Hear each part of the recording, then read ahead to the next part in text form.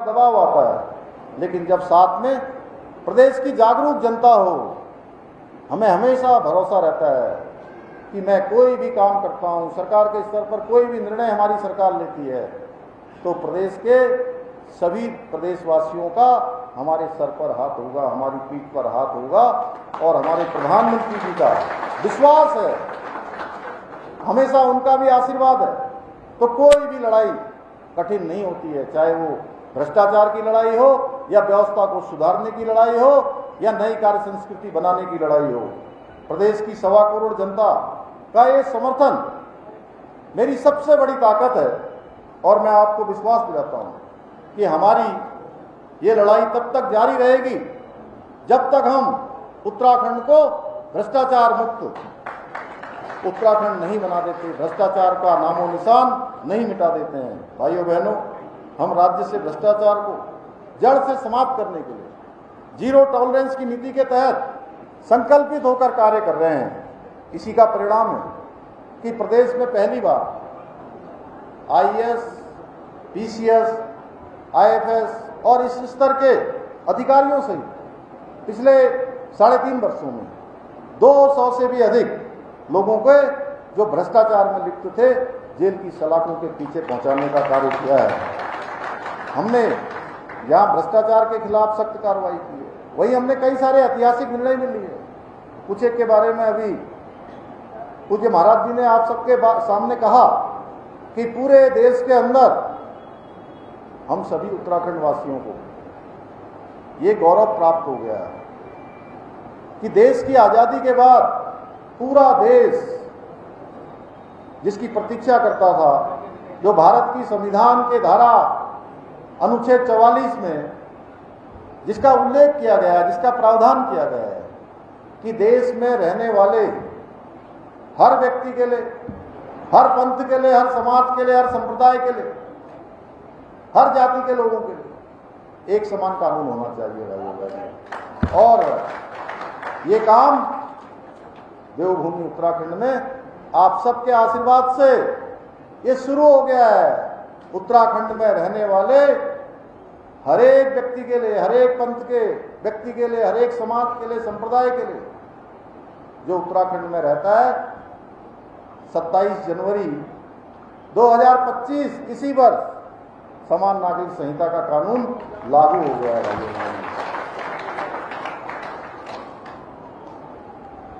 ऐसे अनेक ऐतिहासिक कदम उठाकर हमने साबित कर दिया है कि जब मन में कुछ करने की दृढ़ इच्छा शक्ति हो तो फिर कोई ताकत आपके रास्ते में बाधा नहीं बन सकती है।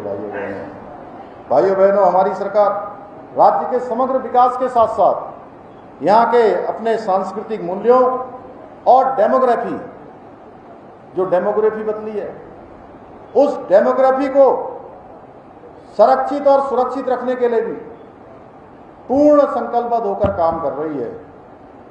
हमने प्रदेश में जहां एक और सख्त धर्मांतरण रोधी कानून लागू किया है, दंगा रोकने के लिए सख्त दंगा रोधी कानून लागू किया है, वहीं लैंड जिहाद के खिलाफ, लैंड जिहाद बहुत बड़ी संख्या में था, जगह जगह पर कहीं हरी चादर, कहीं नीली चादर, कहीं पीली चादर चढ़ाकर हजारों एकड़ जमीन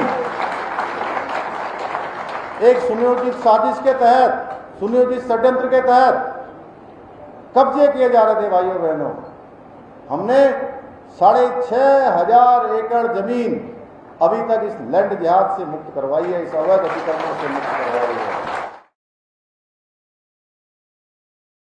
और ये बढ़ते हैं आगे बढ़ते हैं, आपको बताते हैं रुड़की की खबर, जहां पर जल पुलिस ने गंग नहर में एक कांवड़िए को डूबने से बचाया है। तस्वीरें आप देख रहे हैं, बड़ी खबर आपको बता देते हैं। यहाँ पर गंग नहर में नहाने के दौरान एक कांवड़िए की डूबने की जानकारी मिली, जिसको रेस्क्यू किया जल पुलिस ने, सकुशल बाहर निकाला।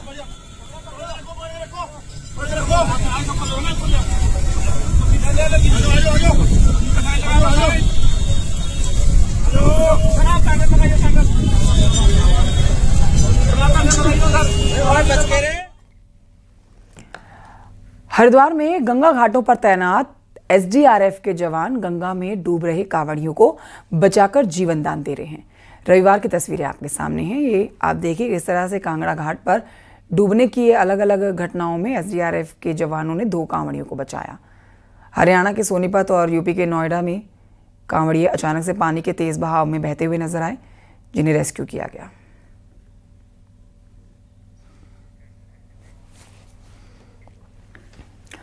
उधम सिंह नगर में बड़ी खबर यहां से आई, जहां पर रुद्रपुर में 3 बदमाशों का पुलिस के साथ एनकाउंटर हुआ। शनिवार देर रात दरोगा पर तमंचा तानकर गोली मारने की धमकी देने वाले 3 बदमाशों के साथ एनकाउंटर। पुलिस की फायरिंग में एक बदमाश ऋषु के पैर में गोली लगी।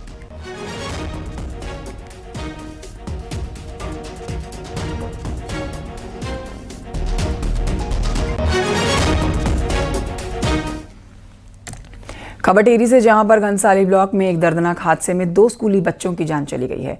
ये घटना उस समय हुई जब दोनों स्टूडेंट स्कूल की छुट्टी होने के बाद घर लौट रहे थे। रास्ते में अचानक से एक चीड़ का पेड़ अचानक से गिरा और इसकी चपेट में दोनों स्टूडेंट्स आ गए। मृतकों में एक 16 साल का स्टूडेंट और दूसरा 14 साल का स्टूडेंट था।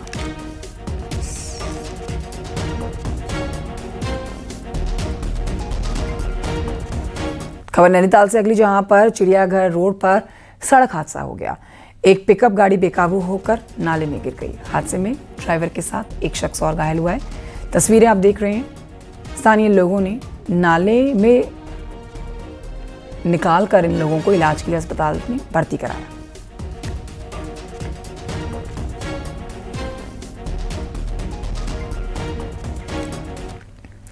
रुद्रप्रयाग के तिल्लड़ी में सड़क हादसा हो गया, जहां एक ट्रक ने सड़क किनारे खड़ी कारों को जबरदस्त टक्कर मारी, जिसके बाद कार बुरी तरह से क्षतिग्रस्त हो गई। गनीमत रही कि उस दौरान कार में कोई नहीं था।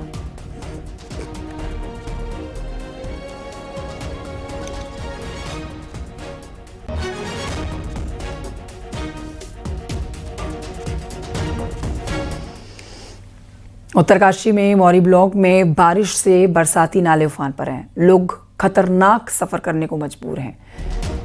हरकीदुन घाटी में देखिए आप, सुपीन नदी पर बना पुल जर्जर हो चुका है, लेकिन उसके बाद भी गांव के लोग पुल में आवाजाही करने को मजबूर हैं। ये पुल ग्राम पंचायत गंगाड़ और ग्राम पंचायत पवाड़ी को जोड़ता है, जो कभी भी ध्वस्त हो सकता है।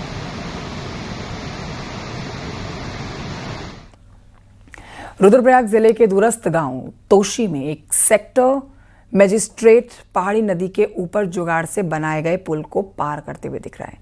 एक पेड़ को नदी के आर पार डाला गया ताकि गांव का बाहरी दुनिया से संपर्क बना रहे। ये देखिए किस तरह से जुगाड़ू तरीके से इस रास्ते को पार किया जा रहा है। जहां पर एक पक्का पुल होना चाहिए क्योंकि नीचे भारी नदी है, वहां पर जुगाड़ से आगे बढ़ा जा रहा है।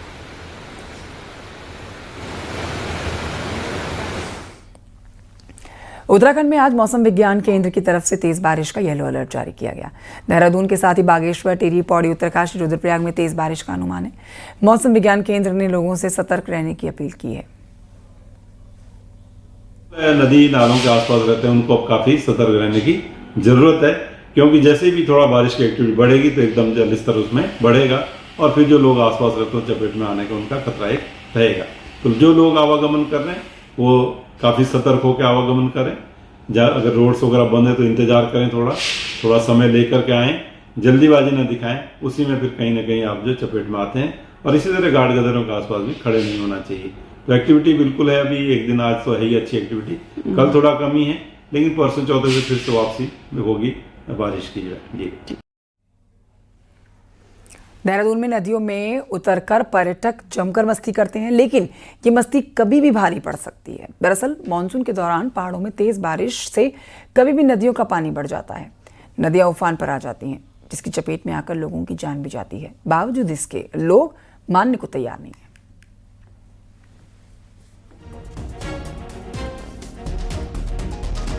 आप देख सकते हैं मेरे पीछे ये सोंग नदी है।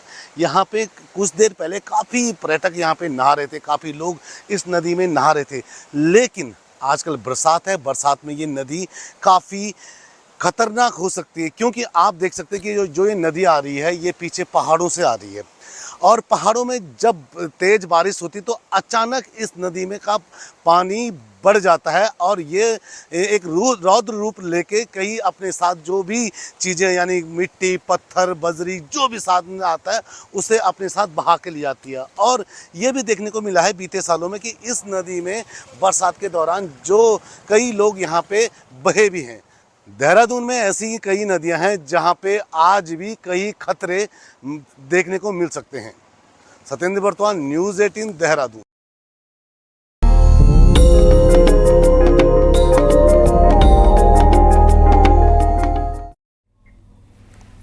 सीएम धामी ने देवभूमि आ रहे शिव भक्तों को कांवड़ यात्रा की शुभकामनाएं दी हैं। सीएम धामी ने कहा है कि प्रदेश सरकार आस्था और आराधना के इस महापर्व को सुरक्षित, सुव्यवस्थित और आनंदमय बनाने के लिए पूरी तरह से समर्पित है। सावन के पवित्र माह में हरिद्वार, ऋषिकेश, गंगोत्री व अन्य तीर्थ स्थलों से बोल बम के जयघोष के साथ जब लाखों शिवभक्त मां गंगा का जल लेकर अपने अपने गंतव्य की ओर प्रस्थान करते हैं तो संपूर्ण उत्तराखंड आस्था, भक्ति और सेवा की भावनाओं से ओत-प्रोत हो जाता है। इस पावन अवसर पर मैं समस्त शिव भक्तों का देवभूमि उत्तराखंड में हार्दिक स्वागत करता हूं। यह यात्रा धार्मिक आस्था का प्रतीक ही नहीं बल्कि अनुशासन, सेवा और आत्मसंयम की एक अनुपम मिसाल भी है। उत्तराखंड सरकार ने आपके सुगम, सुरक्षित और श्रद्धापूर्ण यात्रा हेतु सभी आवश्यक व्यवस्थाएं सुनिश्चित की हैं। पुलिस प्रशासन, स्वास्थ्य, स्वच्छता, यातायात, आपदा प्रबंधन की टीमें 24 घंटे सेवा भाव से तत्पर रहेंगी।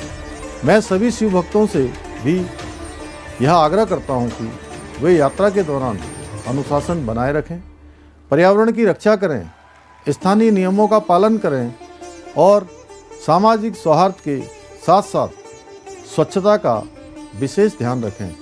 आइए कांवड़ यात्रा को हमेशा की भांति भक्ति, भाईचारे और भारत की एकता का प्रतीक बनाएं।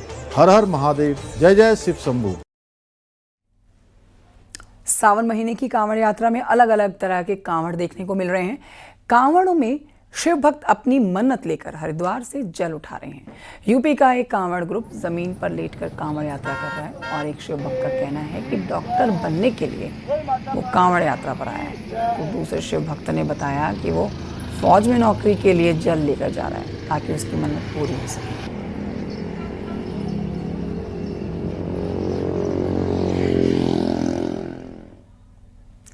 आज से अगले 5 दिन यानी कि 17 जुलाई तक पंचक रहेंगे और जिसका सीधा असर इन 5 दिनों में कांवड़ यात्रा के दौरान कांवड़ियों को भी देखना पड़ेगा। मान्यता है कि पंचक के दौरान कांवड़ लेकर जाना अशुभ होता है क्योंकि हिंदू ग्रंथों और पुराणों में पंचक अशुभ होते हैं और कांवड़ यात्रा पवित्र होती है। इसीलिए कांवड़ यात्रा में पंचक में कांवड़ उठाना निषेध बताया गया। में कांवड़ जो चलती है इसमें कांवड़ उठाना निषेध माना गया है। ठीक है, कांवड़ नहीं उठा सकते इसमें, बाकी जल वगैरह चलता है और भीड़ जो विशेष देखी जाएगी पंचक के बाद ही खूब अपने फुल चरम पे देखी जाएगी। अभी भी फुल चरम पे है लेकिन पंचक के बाद जो है बहुत अच्छे स्तर पर नजर आएगी।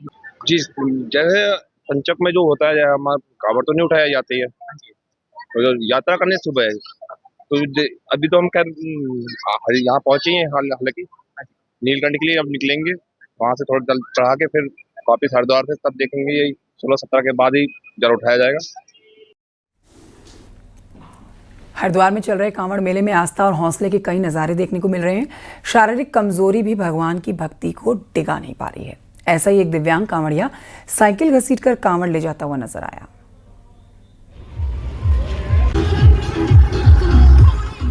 मम्मी की दुआ मांगने के लिए आए थे। हाँ।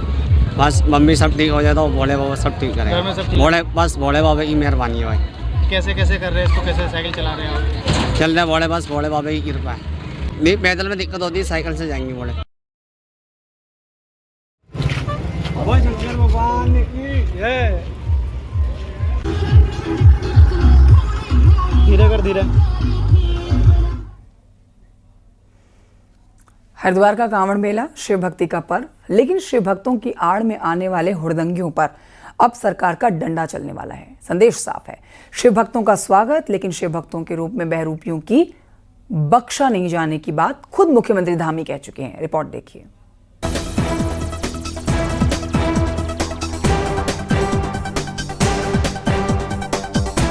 हरिद्वार में आस्था का सैलाब, शिव भक्ति में डूबे हजारों की संख्या में कांवड़िए, लेकिन इस आस्था में अब हुड़दंगियों की घुसपैठ सरकार और पुलिस दोनों के लिए सिरदर्द बन चुकी है।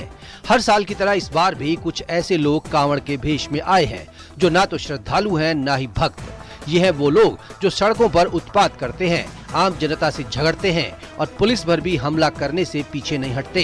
कांवड़ मेले की शुरुआत में ही हरिद्वार और रुड़की से आधा दर्जन ऐसे मामले सामने आए हैं जहां मामूली विवाद में कांवड़ियों ने आम नागरिकों के साथ मारपीट और सड़क पर उत्पात मचाया, जिस पर अब मुख्यमंत्री पुष्कर सिंह धामी ने साफ कर दिया है कि देवभूमि में शिव भक्तों का स्वागत होगा, उत्पातियों का नहीं, और कानून तोड़ने वालों को बख्शा नहीं जाएगा।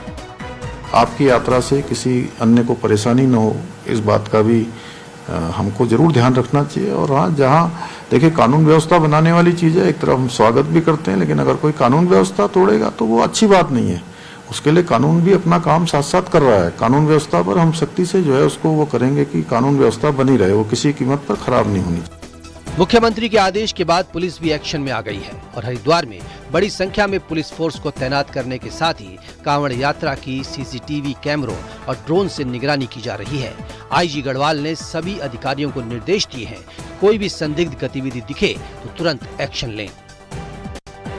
शिव भक्तों के लिए स्वागत है, सुविधाएं हैं, सेवा है, लेकिन अगर कोई श्रद्धा की आड़ में अराजकता करेगा तो उसका ठिकाना सीधे सलाखों के पीछे होगा। कांवड़ यात्रा आस्था का पर्व है, इसलिए सरकार और पुलिस ने ठान लिया है कि शिव भक्तों के लिए सेवा और दंगियों के लिए सजा। न्यूज़ 18 के लिए देहरादून से सत्येंद्र बरतवाल की रिपोर्ट।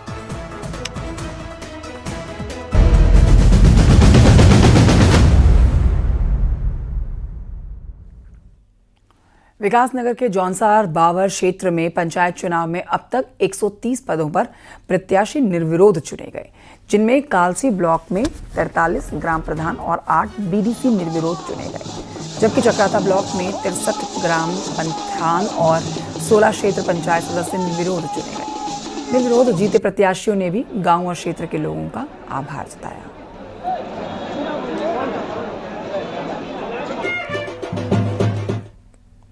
उत्तरकाशी में कई पंचायत सीटों पर ग्रामीणों ने निर्विरोध प्रत्याशियों को चुना है। डुंडा प्रखंड में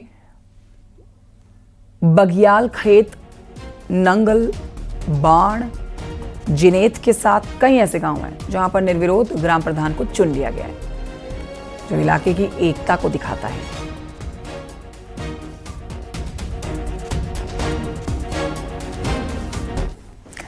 तो पंचायत चुनाव में बारिश मुसीबत बन रही है। उम्मीदवारों को प्रचार करने में भारी दिक्कतें हो रही हैं। वोटिंग के दिन भी बारिश के खतरे ने प्रत्याशियों की नींद उड़ा रखी है।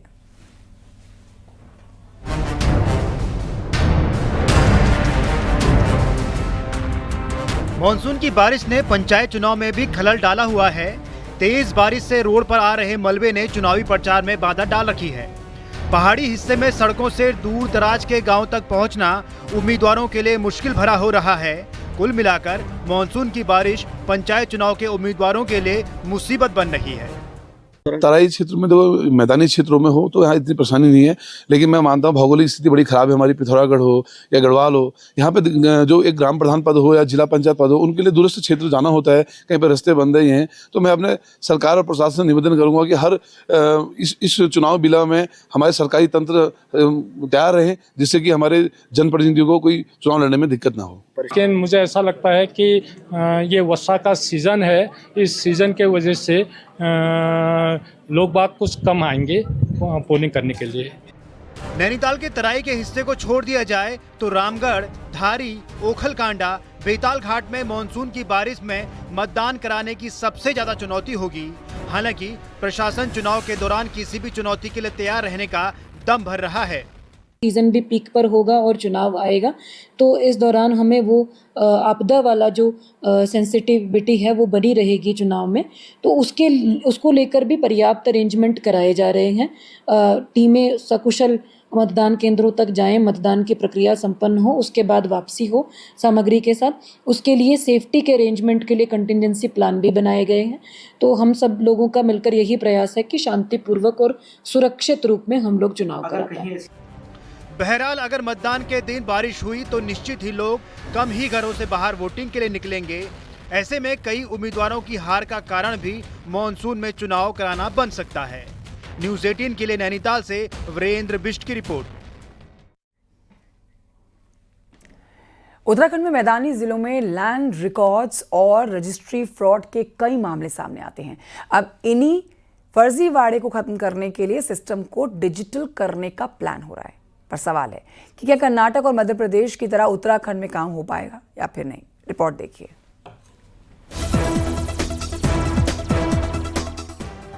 उत्तराखंड के मैदानी जिले और बड़े शहरों में जमीन में गोलमाल और एक जमीन की अलग अलग रजिस्ट्री के कई मामले सामने आते हैं। ठीक 2 साल पहले रजिस्ट्री में गड़बड़ियों की शिकायत पर सीएम पुष्कर सिंह धामी ने देहरादून में रजिस्ट्री ऑफिस पहुंचकर तब पूरे प्रदेश के लैंड और रजिस्ट्री रिकॉर्ड्स को डिजिटल करने का आदेश दिया था। सीएम के आदेश पर इस काम पर अब फाइनेंस डिपार्टमेंट आगे बढ़ रहा है। पूरे प्रदेश में एक एक जमीन को सही तरह से चिन्हित करने का काम आसान नहीं है और ऊपर से हर जमीन का पूरा रिकॉर्ड एक क्लिक पे मिल जाए ये भी आसान नहीं। उसमें कई सारे अच्छे सुझाव हैं जिससे कि आगे फ्यूचर में रजिस्ट्री से संबंधित कई सारी समस्याओं को दूर किया जा सकता है। इसलिए हमने उसके रिकमेंडेशंस को देखा और देखने के बाद हमने कहा है कि कौन से ऐसे चीज़ें हैं, सुझाव हैं जिसको तुरंत लागू किया जा सकता है और कौन से में थोड़ा समय लग सकता है, उसके लिए भी क्या स्ट्रेटजी बनाई जा सकती है। उत्तराखंड में हर साल जमीनों की रजिस्ट्री से 3000 करोड़ रुपए की इनकम होती है। आईजी स्टैम्प सोनिका के मुताबिक पूरे सिस्टम को डिजिटल करना चैलेंज है लेकिन असंभव नहीं, जबकि कर्नाटक और मध्य प्रदेश जमीनों के रिकॉर्ड्स का फुल प्रूफ सिस्टम तैयार कर चुके हैं। इसके अलावा जो हमारे रिकॉर्ड्स हैं, रेवेन्यू रिकॉर्ड्स और जो हमारे रजिस्ट्री ऑफिस के रिकॉर्ड्स हैं, उनमें किस तरह से एपीआई शेयरिंग होके मर्जिंग हो सके कि जो फ्रॉड्स प्राय देखे जा रहे हैं लैंड से रिलेटेड, उनमें कमी आ सके। ज्यादा पुरानी बात नहीं है जब उत्तराखंड सरकार का आईटी सिस्टम पूरी तरह हैक हो गया था और डेटा रिकवर करना चुनौती बन गया था। ऐसे में लैंड और रजिस्ट्री रिकॉर्ड्स को मेंटेन करने का काम आसान नहीं दिखता, पर अगर ऐसा हुआ तो कई लोग लैंड और रजिस्ट्री फ्रॉड से बच सकेंगे। देहरादून से न्यूज़ 18 के लिए दीपांकर भट्ट की रिपोर्ट।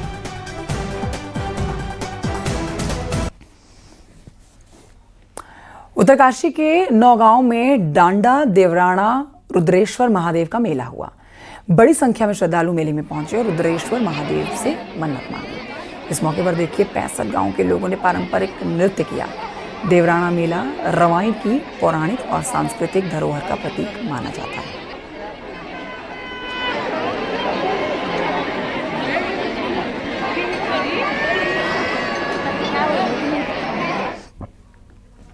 उधर पिथौरागढ़ की क्लस्टर स्कूल स्कीम लागू होने पर दर्जनों स्कूल में ताला लटकना तय है। ऐसे में दूर दराज के इलाकों से विरोध के स्वर भी उठने लगे हैं। देखिए रिपोर्ट।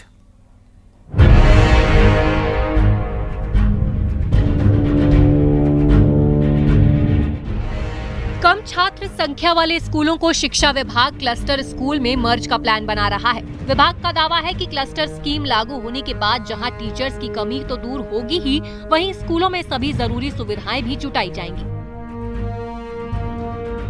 लेकिन पिथौरागढ़ में क्लस्टर स्कीम का विरोध लगातार बढ़ रहा है। आलम यह है कि पीपली, डोडा, चोरपाल, चिटगल, रीठा, रोतेली, संगौड़ और बड़ागे में इस स्कीम का विरोध काफी तेज है।